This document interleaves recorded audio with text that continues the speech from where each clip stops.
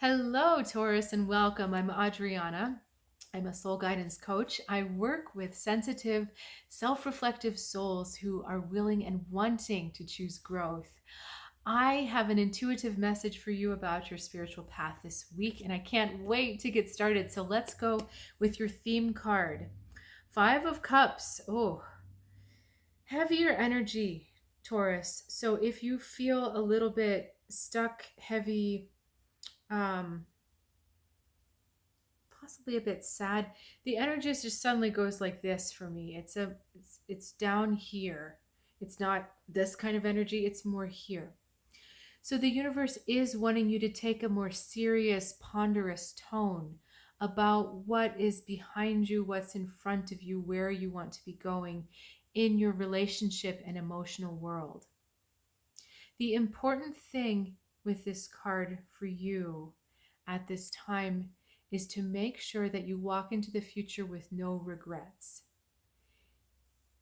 Whatever choice you make, you need to make sure that in making that choice, in 10 years, you'll look back, or 20 years, and you'll say, you know what, I have no regrets.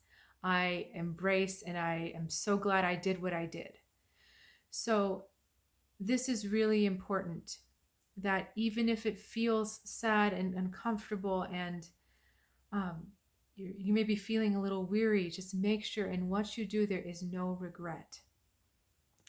Let's look at where your energy is. Four of Swords. So we're doing a lot of thinking, a lot of trying to resolve what's going on at the mental level. Are we getting into the emotional space with that Four of Swords? No. Okay. So the Four of Swords is these two cards together asking you to be okay with inhabiting that emotional world a little bit more, Taurus, staying a little bit more connected to the way you're feeling, and look at the way you felt in the past, look at the way you want to feel in the future in your relationships. It's descending out of that head world into the feeling world a little bit more.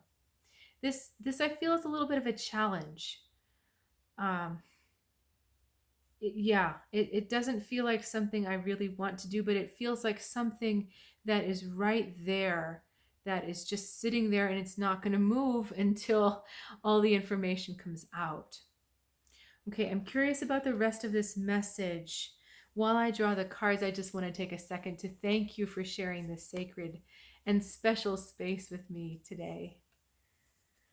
Okay, okay. All right. We do not need to be taking action right now, Taurus. We've got Prince of Pentacles, we've got Strength, and we've got Seven of Pentacles. Now, the Seven of Pentacles card has been confusing me of late, and it is doing the same thing again today. So are we cutting off? Are we growing? What are we doing?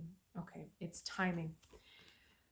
So because this is not a time to take any action, this Prince of Pentacles is not our fast action, and he's going away from our spreads. I'm going to put him down. That's not the option we're being asked to look at.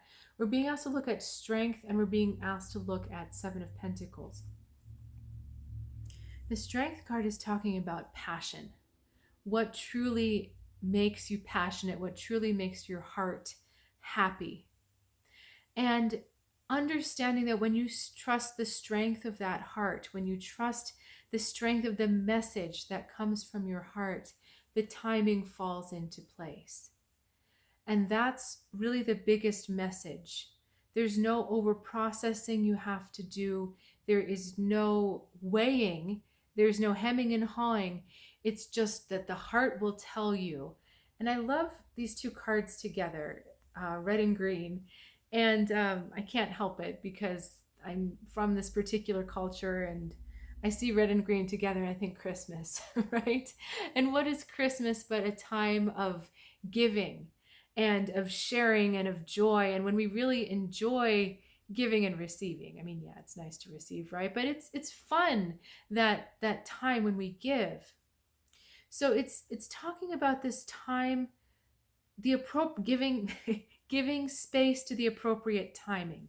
That's what I'm trying to say. So there's nothing you have to calculate or figure out. There's nothing you have to think about with this Four of Swords. You don't have to try to strategize or analyze every particular angle, or every possibility that might happen or may not happen or hasn't happened. You don't have to do any of that. What you have to do is be willing to trust the timing of your heart. If you have any Libra influence on your chart, I really strongly encourage you to listen to the Libra reading for this week. It's not the same message, but it's a similar message. But it's an even more powerful message for you, Taurus, right now. It feels more solid. The Libra was a little bit like this. Yours feels like this. So this is saying that your heart is a big, solid force that you can trust. You can absolutely trust what your heart is doing and trust the timing of your heart.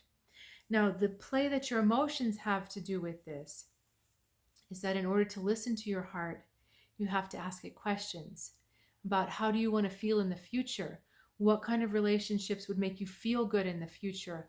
What is it that you truly desire? How do you desire to feel in the future? So asking your heart those emotional questions. The head really can't analyze that. Okay, you can think these words, but it's your heart that will feel it. So if you're the type that meditates, it may be a great idea to ask, just in a meditation, show me what I want to feel like in the future. If you have that particular connection with your guides, or if you have that connection with your higher self, that might work for you. If that doesn't work for you, explore heart chakra meditations where you open your heart and you're more attuned with that energy. I said this in the Libra reading, but this is a powerful gesture, can be really, really healing and illuminative. It can turn the light on. It can, just that simple act of protecting and sending energy to your heart makes that heart feel more safe and more willing to talk to you. It's all about listening to your heart and getting it so strong that you listen really to it more than you listen to your head. So Taurus, oh, they're telling me to draw another card. Let's draw one more card before I speak. King of Swords. Why have you given me the King of Swords? Because you just told us to get out of your head. Okay, because the head goes in service to the heart. Once the heart has figured out the direction, the head figures out what to do, in the sense of, is this right? Okay, no, they're telling me to back up. So give me a second, Taurus, because they're taking me somewhere else here. Okay, this is about allowing clarity rather than trying to force it through processing. Okay? When you allow the heart to take over and to talk to you and you decide to follow the heart's desire, an interesting thing happens. It's like this energy gets clear and it sends up this very calming but direct energy up into the head up here, and then all of a sudden all that mental energy is aligned and it's clear, it's open. It has an open perspective. When you try to figure it out with your mind, it becomes tangled and in like a really dark forest with lots of vines and weeds grabbing at you, and you can't see a clear way. But when you allow the heart to do it for you, it actually creates the mental clarity. And then everything starts to unfold in the timing of your heart.